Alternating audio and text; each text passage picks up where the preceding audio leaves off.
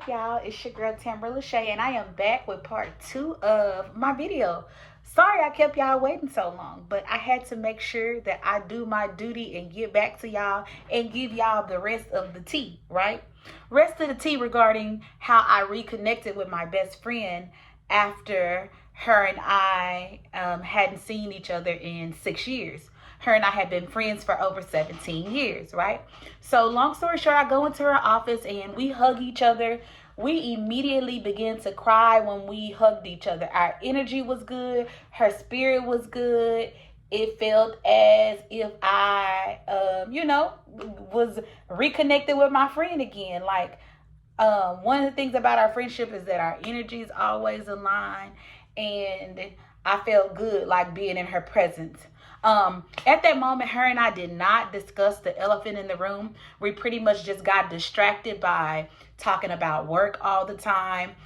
We talked about just work. We worked one street over from each other. And so we just talked about the highs and the lows of the things that we had been dealing with within the industry. And we kept just pretty much talking about that. We really did not talk about anything else. I only got to talk to her about 10 minutes because she was getting ready to go into a meeting at work. So I didn't get to stay and I didn't get to chat and chill with her very long. So we said our goodbyes. And as I walked out the door, I was kind of like, well, you know where to find me. You know where I work at. And she was like, okay. So I leave. I immediately get in the car and I unblock her number because after she had sent me the long sermon of a text message about 4 months ago, I blocked her number again. So I unblocked her number immediately when I got in the car. And when I got in the car, I felt like a relief, like a sigh of relief. Just because, again, it was something that the spirit had been tugging me on to reach out to her. And so I felt relief. I was like, okay, God, I did what you asked me to do. We cleared the space, we cleared the energy, but we still did not talk about, the matter at hand of why her and I had pretty much fallen out, right? Now, this is something that I will say. Like, I know it's a bunch of people out there that's probably just like me. I'm like one of those people. I cannot rekindle a friendship with you, a falling out with you, like if we don't discuss the elephant in the room. Like we just not about to just bypass, what caused us to have a falling out. We not about to just act like it never existed. I'm like not one of those not one of those people. Like with my friends, family members, whomever, we will address the elephant in the room. And here's the thing, I'm cool with it. We can either address it now or we can address it later. But one thing about it, but we will discuss it, right? So I went ahead and I went on back to work that day and just kind of still was at work on a high, just feeling like, I had did my part. I did what God had told me to do. And I was like, okay, God, even if nothing comes out of what had happened that day, I was obedient to you, right? So about 3 hours later, I get a text message and she's like, hey, I'm going to be going to the store on my lunch break. Is it okay if I stop by your job? So you know me, I'm texting. I'm like, okay, sure, go right ahead.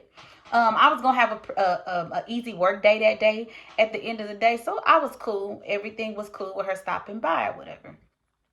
So finally, it's almost time for her to arrive. She was like, I'm down the street. I'll be there shortly. She pulls up. I can bring her into my office. So we finally go into our own little private space and we just kind of sit down and start talking, right? Now, as her and I are about to sit down and start talking, my mom had seen part 1 of the video that I had posted because I had posted the video shortly after everything had happened. So my mom had seen the video that I had posted and she was like, hey, was that, we're going to just say Candy, that we're giving her a fake name. My mom's like, was that Candy? And I was like, yeah, that was her. And I said, and as a matter of fact, Mom, she's right here. Mom was like, really? Let me talk to her. Because again, we've been friends for so long. Her family, my family is her family. And our falling out had pretty much, just kind of affected our whole family because our families were not used to us like being intertwined with each other. So her and my mom was like, hey, I'm glad to finally hear your voice. I missed you. Y'all can work it out. Y'all can figure it out. I'm just glad that y'all are making the first steps to kind of figure this thing out. And she was like, yeah, I miss you too, Mom. And she was like, we're going to be okay. She kind of just reassured my mom that we would be okay. And Mom was like, well, I could not wait to talk to you until you got off work. I just wanted to call to make sure the video was who I thought it was about. Because remember, I never told y'all her name in the first video. But like I said, my family and my close friends, they knew who it was. And so we hung up or whatever. And so I'm the kind of person, I just went right into it. I told her pretty much, these are the things that you did that I did not like, and the things that I had an issue with, right? And what made me lead the conversation with that first, because my little sister and I had a conversation, and she was like, exactly, why are you mad at her? Why are you upset with her? Because I feel like you don't even know why you mad. You don't want to make up, but you haven't even really gave a legit reason as to why you pissy with her, right? So I started there, and I just told her, I said, okay, this is my position and this is where I stand. When everything had popped back off, as to why we had fallen out, I felt like that she had put me in the middle of a dispute with her and her man. She put me in the middle of a dispute, but that I had nothing to do with. But when it all got real and he felt like I had something to do with it, she was leaning more towards him than just kind of standing up for me and saying, Tam didn't have nothing to do with it. This is where I stood. Now, talking to her that day, she says that she did, but at the time, this is how I felt. And so I noticed that after all of this falling out, she would do things like talk to me when she was at work, talk to me when she was pulling up at home in the car. Now, keep in mind, her and her man, they had already at that time been together like 9 years. And so that's like my bro too. That's like my bro too, which is part of the reasons why we fell out. And so she would just talk to me at weird times. Like if she was going to the grocery store, we really wasn't inviting each other out or seeing each other. And I told her, like, you getting weird. And that's something else that I can't do. I don't do weird. I don't do weird with my friends. I don't do weird with my family members. I don't do weird with my man. None of that. Like if something shifts and I feel the energy off, we are not about to just rest in this weird space. Like, let's hash it out, talk about it. If we're not going to talk about it and make up about it, then let's move on. But like being weird when you in my same space, it's just weird to me. It's weird. And so, again, she was just being really weird. And I let her do this weird thing with me probably for about 2 or 3 months, or whenever she would talk to me, it would be when her man wasn't at home. So we'd be on the phone, and then I could hear like him get ready to come in, and she'd be like, oh, well, I'm about to let you go. Like as she hear his key going in the door. So right there, I'm like, the math ain't mathing. Did he tell you he don't want you to talk to me? Did he tell you he don't want you around me? Like, what's up? Right? And so at that moment, I didn't answer. I waited. I just tried to see how long this weird ass energy was gonna like play out. So I let it play out. Finally, one day I called her out on it on the phone as she was trying to get ready to hang up with me. I said, hey, Candy, you being weird. And I said, I named her, I told her all the things that she was doing that was weird that I just told y'all. And so she finally just says, Tam, I don't know how to fix it. You're not wrong, but I don't know how to fix it. And so I'm the kind of person, like, I'm never going to let you get in a tug of war between me and your man. I love her enough to say, baby, I'm going to force you to choose your man. Because what I can't do is accept weird energy. Like, to me, you coming off weird. Sometimes it's coming off disrespectful. And I'd rather just back off before we, get weird on each other. or before I get weird on you. And so she kind of just admitted it that day that she didn't know how to fix it. And I said, well, since you don't know how to fix it, I'm backing off. And I backed off. And 6 years later, I never communicated with her anymore. Because again, I loved her at that point enough to not put her in a tug of war between me and her man. You know what I mean? Like, yeah, we've been friends for all of these years. You knew me when you didn't know him. You had me when you didn't have him. But I ain't gonna never be one of them people to be trying to come between them and their man. Like, I expect for you to set a boundary with your man and for you to set a boundary with me. And when it comes to my friends and their men, I know what boundary to not cross. So I didn't want to put her in that weird space. So I backed off. And because I backed off and wasn't pushing our friendship and pushing and accepting the weird energy, we didn't talk for 6 years. But in the process of us not talking for 6 years, it kind of was just brewing and brewing up, and that's when, my disappointment kind of turned into anger. And my anger kind of just turned into, because you chose. Like, you didn't tell me you chose, but you chose. Whenever I backed off, you backed off. She never called me back to say, hey, now you acting weird. Why you ain't talking to me? None of those things never took place. When I backed off, her not reaching out or trying to still reach out to me said, I'm cool with it. So I let it be what it was going to be.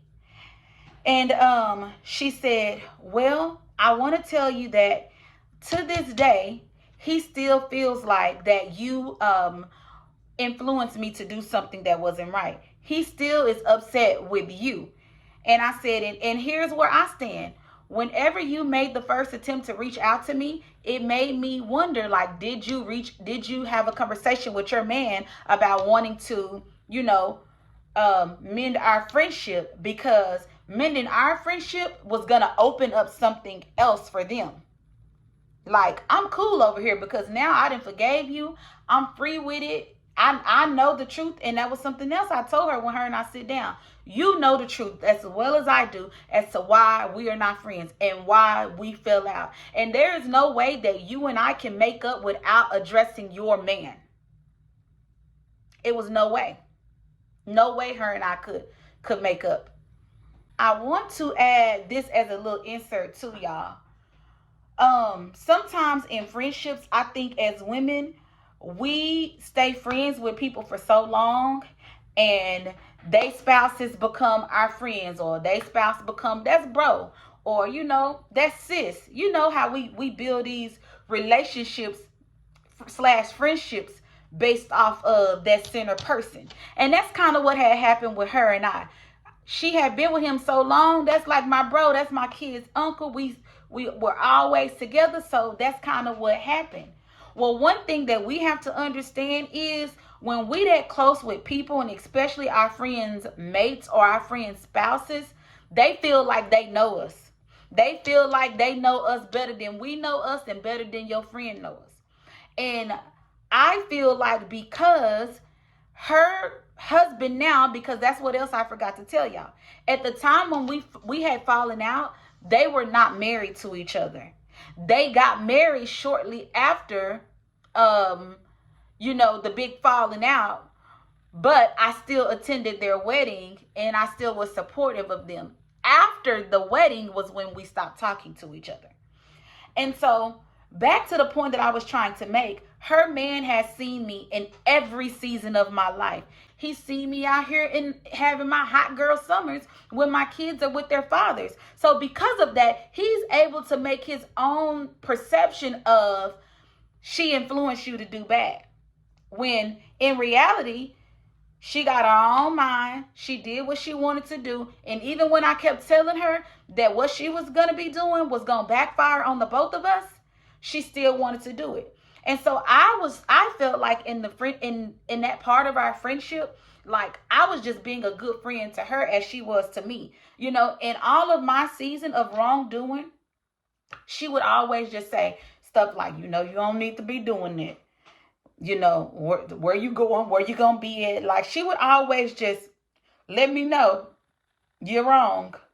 but I got your back, right? And in her season of where she didn't make the best decisions, I wasn't gonna be that friend to be studied up here judging her and on her back. Girl, you know you don't need to be doing that. Girl, if he know he gonna be there. Girl, I wasn't gonna do that. I just was being a supportive friend. And because I was being the supportive friend and I didn't confront her about what she was doing or tell her spouse what she was doing, now he got upset with me. And I'm the problem. I'm the influence. You coerce her into doing wrong. When the truth of the whole matter is, when my friend was doing wrong and was not making the best decisions, I had no knowledge of anything that she was doing. Anything, because she also knew at that time that I would how I would feel about it. Like she knew how I would feel about it. So again, once I did find out what she was doing, her and I had a conversation about it. And then from there, like I said, I just was being the supportive friend. But her and I would never be able to get him to believe that. And so she said that him and her had talked about that issue a couple of weeks ago and that he was still blaming me, pointing the finger at me. And she said that she kind of told him, I told you, I got my own mind. I did what I wanted to do. That's just how it is. And she was like, he's still upset about it. So long story short, girl, y'all, the girl was pretty much telling me that her dude, he hates me and he despises me because of that whole little era that I had nothing to do with. I mean, she just came right out and was just like, he still ain't feeling you.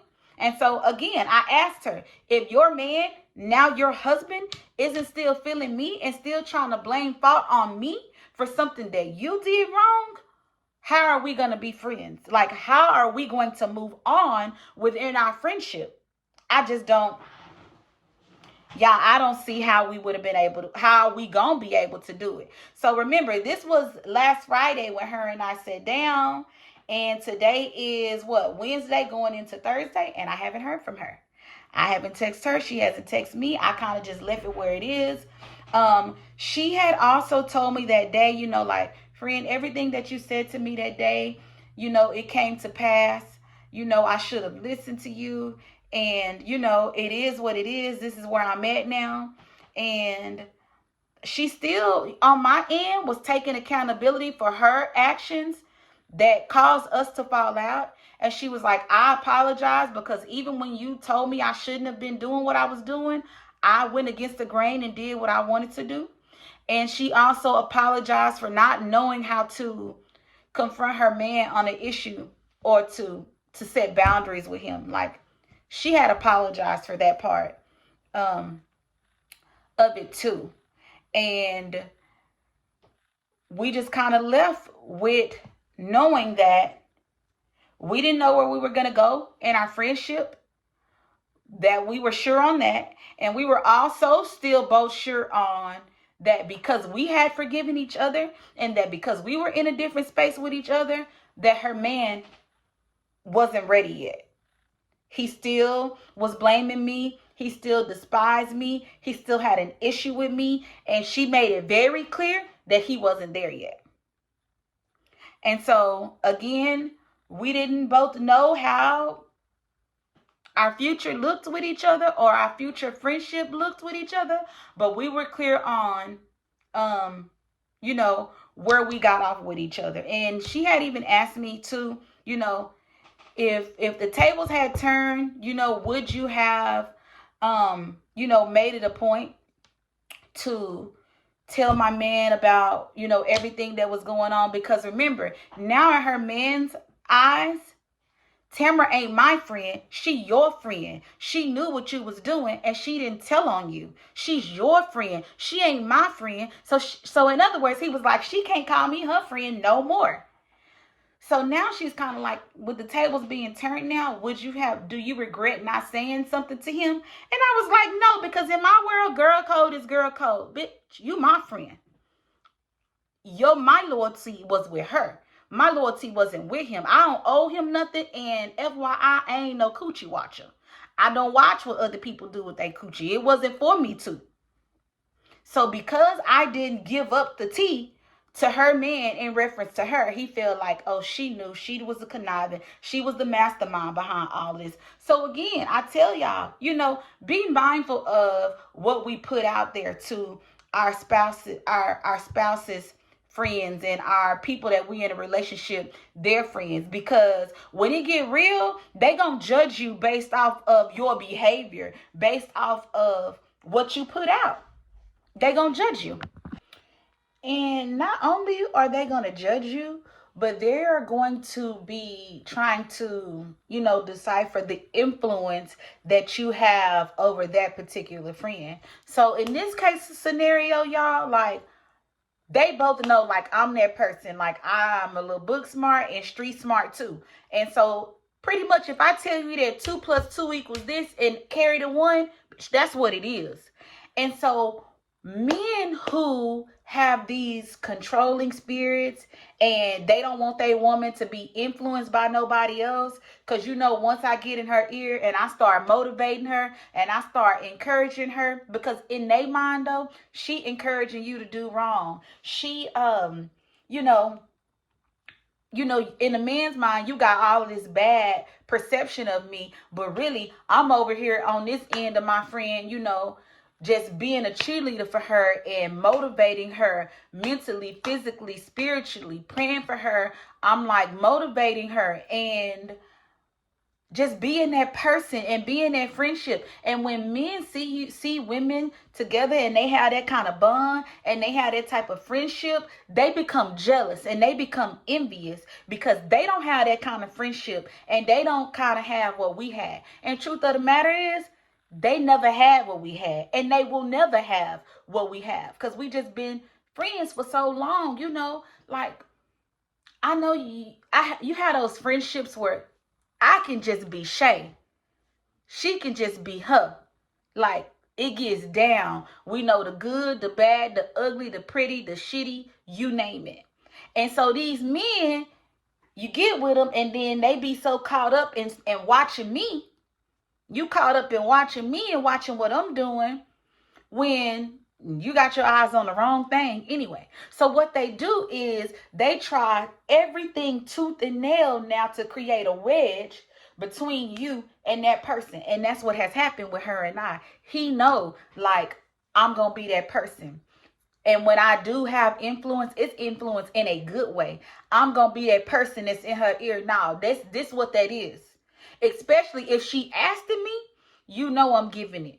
And so in his eyes, now let me pull her away from her. Now he's created the wedge between us. And that's where we are. So I'm telling y'all right now, y'all men be out here having a problem with your good girlfriends that's gonna be out here popping her shit, living her best life, living life unapologetically and being real in every aspect. I'm the one that your man wants you to stay away from. I'ma just keep it all the way 1,000. Your man don't want you to be around nobody like me. At all. At all.